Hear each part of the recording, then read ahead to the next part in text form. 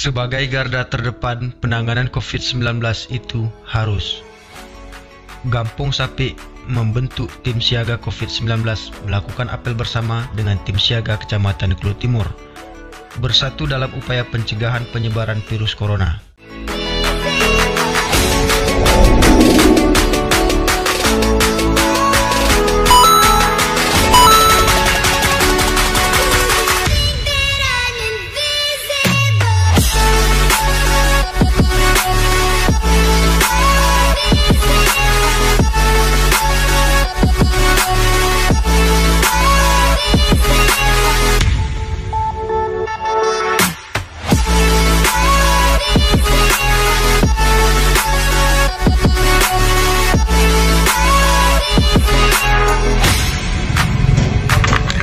Hola.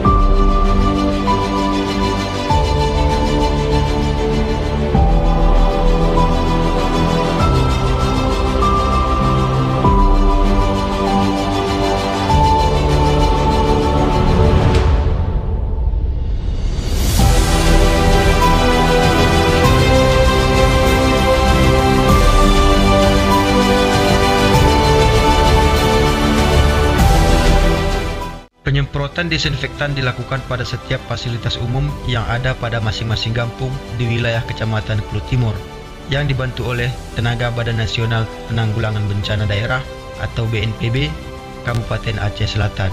Berlangsung pada hari Minggu 29 Maret 2020. Dengan upaya yang dilakukan, semoga wabah virus corona teratasi dengan baik.